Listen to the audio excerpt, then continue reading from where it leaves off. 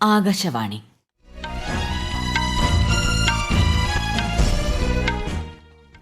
നമസ്കാരം. വാർത്തകൾ വായിക്കുന്നത് സീന ആന്റണി.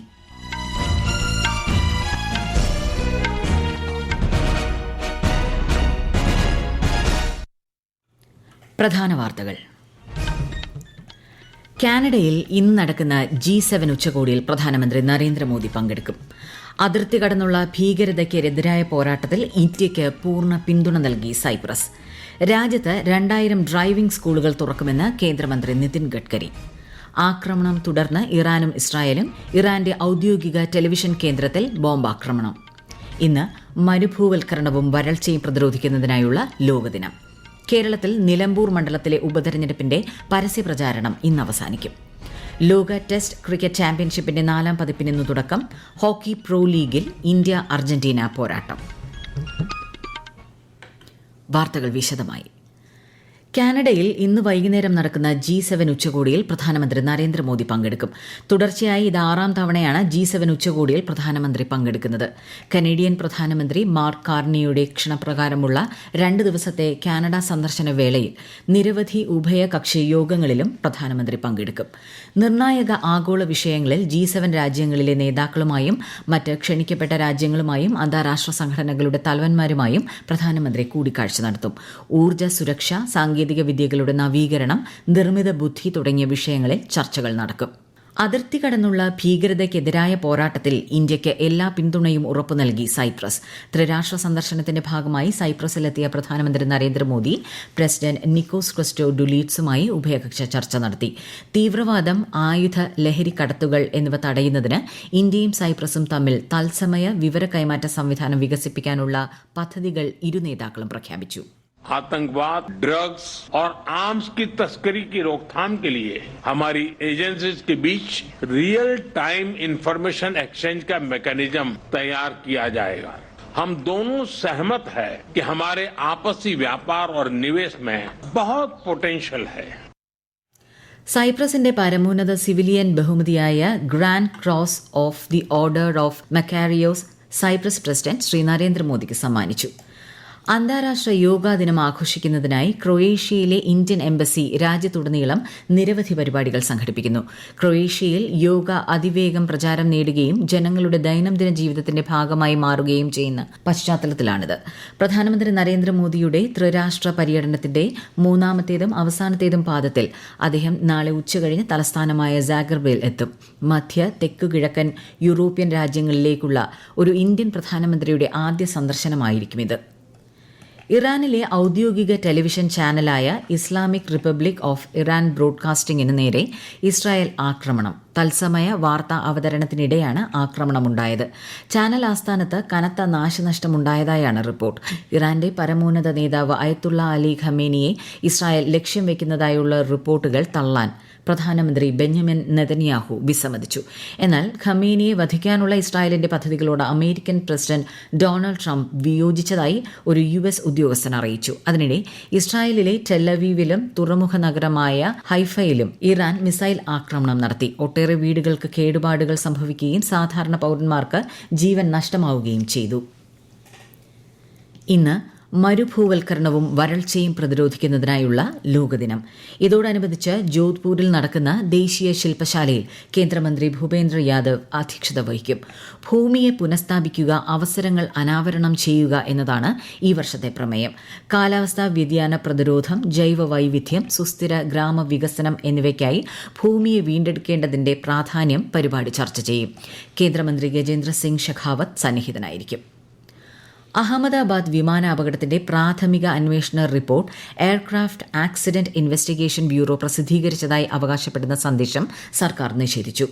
സന്ദേശം വ്യാജമാണെന്നും റിപ്പോർട്ട് AAIB പ്രസിദ്ധീകരിച്ചിട്ടില്ല എന്നും പ്രസ് ഇൻഫർമേഷൻ ബ്യൂറോയുടെ ഫാക്ട് ചെക്ക് വിഭാഗം അറിയിച്ചു. കേരളത്തിൽ നിലമ്പൂർ നിയമസഭാ മണ്ഡലത്തിലെ ഉപതെരഞ്ഞെടുപ്പിന്റെ പരസ്യപ്രചാരണം ഇന്ന് അവസാനിക്കും. കൊട്ടിക്കലാശം ആവേശകരമാക്കാനുള്ള തയ്യാറെടുപ്പിലാണ് മുന്നണികൾ. വ്യാഴാഴ്ചയാണ് വോട്ടെടുപ്പ്. വോട്ടെണ്ണൽ 23-ന് നടക്കും. ഈ വാർത്തകൾ ആകാശവാണിയിൽ നിന്ന്. ആകാശവാണി വാർത്തകളും വാർത്താധിഷ്ഠിത പരിപാടികളും All India Radio News Thiruvananthapuram YouTube ചാനലിലും All India Radio News Thiruvananthapuram Facebook പേജിലും AR News_ തിരുവനന്തപുരം ഇൻസ്റ്റഗ്രാം അക്കൌണ്ടിലും AR News_TVM X ഹാൻഡിലും ലഭ്യമാണ്. ലോക ടെസ്റ്റ് ക്രിക്കറ്റ് ചാമ്പ്യൻഷിപ്പിന്റെ 4ാം പതിപ്പിന് ഇന്ന് തുടക്കം. ശ്രീലങ്കയും ബംഗ്ലാദേശും തമ്മിലാണ് ആദ്യ മത്സരം. കൊളംബോയിലെ ഗാലെ ക്രിക്കറ്റ് സ്റ്റേഡിയത്തിലാണ് കളി നടക്കുന്നത്. 2 വർഷത്തെ കാലാവധിയാണ് ലോക ടെസ്റ്റ് ചാമ്പ്യൻഷിപ്പിനുള്ളത്. ഇംഗ്ലണ്ട് പര്യടനത്തിനുള്ള ഇന്ത്യൻ അണ്ടർ 19 ടീമിൽ നിന്ന് പരിക്കേറ്റ താരങ്ങളായ ആദിത്യ റാണയെയും ഹിലാൻ പട്ടേലിനെയും ഒഴിവാക്കി. ദീപേഷും നമനും അവർക്ക് പകരക്കാരാകുമെന്ന് BCCI അറിയിച്ചു. ആയുഷ് മാത്ര നയിക്കുന്ന യുവ ഇന്ത്യൻ ടീം ഇംഗ്ലണ്ടിൽ 5 ഏകദിനങ്ങളും 2 ടെസ്റ്റ് മത്സരങ്ങളും കളിക്കും. ICC വനിതാ ഏകദിന ലോകകപ്പിന്റെ പൂർണ്ണ സമയക്രമം പ്രഖ്യാപിച്ച അന്താരാഷ്ട്ര ക്രിക്കറ്റ് കൌൺസിൽ സെപ്റ്റംബർ 30 മുതൽ നവംബർ 2 വരെ ഇന്ത്യയിലും ശ്രീലങ്കയിലുമായാണ് മത്സരങ്ങൾ. ഇന്ത്യയാണ് മത്സരങ്ങൾക്ക് ഔദ്യോഗിക ആതിഥേയത്വം വഹിക്കുന്നതെങ്കിലും പാകിസ്ഥാന്റെ എല്ലാ മത്സരങ്ങൾക്കും ശ്രീലങ്കയാണ് നിഷ്പക്ഷ വേദി. സെപ്റ്റംബർ 30 ബംഗളൂരുവിലെ M ചിന്നസ്വാമി സ്റ്റേഡിയത്തിൽ ശ്രീലങ്കയ്ക്കെതിരെയാണ് ഇന്ത്യയുടെ ആദ്യ മത്സരം. FIH ഹോക്കി പ്രോ ലീഗിൽ ഇന്ത്യൻ വനിതാ ടീം അർജന്റീനയ്ക്കെതിരെ കളിക്കും. ഇന്നും നാളെയും ലണ്ടനിലെ Lee Valley hockey and tennis സെന്ററിലാണ് മത്സരം. നിലവിൽ 9 പോയിന്റുമായി ഇന്ത്യ 7ാം സ്ഥാനത്താണ്. പോയിന്റ് പട്ടികയിൽ 2ാം സ്ഥാനത്താണ് അർജന്റീന. രാജ്യത്തിന്റെ വിവിധ ഭാഗങ്ങളിലായി 2000 ഡ്രൈവിംഗ് പരിശീലന സ്കൂളുകൾ തുറക്കാൻ കേന്ദ്ര സർക്കാർ തീരുമാനിച്ചു. കേന്ദ്ര റോഡ് ഗതാഗത ഹൈവേ മന്ത്രി നിതിൻ ഗഡ്കരി ന്യൂഡൽഹിയിൽ അറിയിച്ചതാണ് ഇക്കാര്യം. പിന്നാക്ക ആദിവാസി മേഖലകളിലായിരിക്കും പരിശീലന സ്കൂളുകൾ തുറക്കുന്നതെന്നും ഇത് യുവാക്കൾക്ക് തൊഴിലവസരങ്ങൾ സൃഷ്ടിക്കുമെന്നും അദ്ദേഹം പറഞ്ഞു. രാജ്യത്ത് ഏകദേശം 22 ലക്ഷം ഡ്രൈവർമാരുടെ കുറവുണ്ടെന്നും ഈ പരിശീലന സ്കൂളുകൾ വൈദഗ്ധ്യമുള്ള ഡ്രൈവർമാരുടെ കുറവ് നികത്താൻ സഹായിക്കുമെന്നും അദ്ദേഹം കൂട്ടിച്ചേർത്തു. अभी इसके ऊपर हमने नियम बनाया कि लेबर लॉस के मुताबिक कोई 8 घंटे के ऊपर काम नहीं कर सकता. विदेशों में ऐसी सिस्टम है कि वो कार्ड डालता है और 8 घंटे हुए कि उसको उतरना ही पड़ता है, गाड़ी चालू नहीं होती. अब वो ला रहे हम लोग. इसके बाद ट्रक और बसेस में कार्ड सिस्टम होगी. 8 घंटे हो गए तो गाड़ी चलेगी नहीं. और 2000 ड्राइविंग ट्रेनिंग स्कूल हिंदुस्तान के अलग अलग जगह पर खोल रहे हैं, विशेष रूप से socially economically backward tribal area में, पिछड़े हुए क्षेत्र में, ताकि वहां के युवा ड्राइविंग सीखे और उनको रोजगार मिले. കേരളത്തിൽ ഇന്നും അതിശക്തമായ മഴ തുടരും. അതിതീവ്ര മഴ മുന്നറിയിപ്പായ ചുവപ്പ് ജാഗ്രത ഇന്ന് എവിടെയും പ്രഖ്യാപിച്ചിട്ടില്ല. കണ്ണൂർ, കാസർഗോഡ് ജില്ലകളിൽ ഇന്ന് ഓറഞ്ച് ജാഗ്രതയാണ്. ആലപ്പുഴ, ഇടുക്കി, എറണാകുളം, തൃശൂർ, പാലക്കാട്, മലപ്പുറം, കോഴിക്കോട്, വയനാട് ജില്ലകളിൽ മഞ്ഞ ജാഗ്രത പ്രഖ്യാപിച്ചിട്ടുണ്ട്. സംസ്ഥാനത്ത് പടിഞ്ഞാറൻ, വടക്ക് പടിഞ്ഞാറൻ കാറ്റ് ശക്തമാണ്. കേരള തീരത്ത് 19-ാം തീയതി വരെ മത്സ്യബന്ധനത്തിന് വിലക്കുണ്ട്. ഇന്ന് കാസർഗോഡ് ജില്ലയിലെ എല്ലാ വിദ്യാഭ്യാസ സ്ഥാപനങ്ങൾക്കും അവധിയായിരിക്കുമെന്ന് ജില്ലാ ഭരണകൂടം അറിയിച്ചു. കുട്ടനാട് താലൂക്കിനും അവധി നൽകി. മുൻ നിശ്ചയപ്രകാരമുള്ള പരീക്ഷകൾക്ക് മാറ്റമില്ല. കണ്ണൂരിൽ കനത്ത മഴ തുടരുകയാണ്. രാത്രിയിലും ശക്തമായ മഴ പെയ്തു.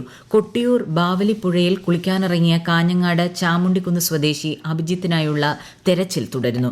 കൊട്ടിയൂരിൽ ദർശനത്തിനെത്തിയ കോഴിക്കോട് അത്തോളി സ്വദേശി നിശാന്തിനെ കണ്ടെത്താനുള്ള ശ്രമവും തുടരുകയാണ്. ആലപ്പുഴ അർത്തുങ്കൽ ഫിഷ് ലാൻഡിന് സമീപം കടൽ തീരത്ത് മൃതദേഹം അടിഞ്ഞു. അപകടത്തിൽപ്പെട്ട കപ്പലിൽ നിന്ന് കാണാതായ വിദേശ പൌരൻ എന്നാണ് പ്രാഥമിക വിലയിരുത്തൽ. ജമ്മുകശ്മീരിലെ പെഹൽഗാം ഭീകരാക്രമണത്തെ financial action task force FATF അപലപിച്ചു. സാമ്പത്തിക സഹായവും അത് സുഗമമായി കൈമാറ്റം ചെയ്യാനുള്ള അവസരവും ലഭിക്കാതെ ഭീകരവാദികൾക്ക് ഇത്തരമൊരു ആക്രമണം നടത്താനാവില്ലെന്ന് FATF പ്രസ്താവനയിൽ പറഞ്ഞു. ഒരു കമ്പനിക്കോ അതോറിറ്റിക്കോ രാജ്യത്തിനോ തീവ്രവാദത്തിന്റെ വെല്ലുവിളിയെ ഒറ്റയ്ക്ക് നേരിടാനാവില്ലെന്നും ആഗോള ഭീകരതയുടെ വിപത്തിനെതിരെ ലോകം ഒരുമിക്കണമെന്നും സംഘടന നേരത്തെ വ്യക്തമാക്കിയിരുന്നു. എല്ലാവർക്കുമൊപ്പം എല്ലാവർക്കും വികസനം എന്ന തത്വം അടിസ്ഥാനമാക്കിയാണ് കേന്ദ്ര സർക്കാർ പ്രവർത്തിക്കുന്നതെന്നും ജാതി സെൻസസ് നടത്താനുള്ള തീരുമാനം അതിന്റെ തെളിവാണെന്നും കേന്ദ്ര കൃഷിമന്ത്രി ശിവരാജ് സിംഗ് ചൌഹാൻ. പ്രധാന വാർത്തകൾ വീണ്ടും. കാനഡയിൽ ഇന്ന് നടക്കുന്ന G7 ഉച്ചകോടിയിൽ പ്രധാനമന്ത്രി നരേന്ദ്രമോദി പങ്കെടുക്കും. അതിർത്തി കടന്നുള്ള ഭീകരതയ്ക്കെതിരായ പോരാട്ടത്തിൽ ഇന്ത്യയ്ക്ക് പൂർണ്ണ പിന്തുണ നൽകി സൈപ്രസ്. രാജ്യത്ത് 2000 ഡ്രൈവിംഗ് സ്കൂളുകൾ തുറക്കുമെന്ന് കേന്ദ്രമന്ത്രി നിതിൻ ഗഡ്കരി. ആക്രമണം തുടർന്ന് ഇറാനും ഇസ്രായേലും. ഇറാന്റെ ഔദ്യോഗിക ടെലിവിഷൻ കേന്ദ്രത്തിൽ ബോംബാക്രമണം. ഇന്ന് മരുഭൂവൽക്കരണവും വരൾച്ചയും പ്രതിരോധിക്കുന്നതിനായുള്ള ലോകദിനം. കേരളത്തിൽ നിലമ്പൂർ മണ്ഡലത്തിലെ ഉപതെരഞ്ഞെടുപ്പിന്റെ പരസ്യപ്രചാരണം ഇന്ന് അവസാനിക്കും. ലോക ടെസ്റ്റ് ക്രിക്കറ്റ് ചാമ്പ്യൻഷിപ്പിന്റെ 4ാം പതിപ്പിന് ഇന്ന് തുടക്കം.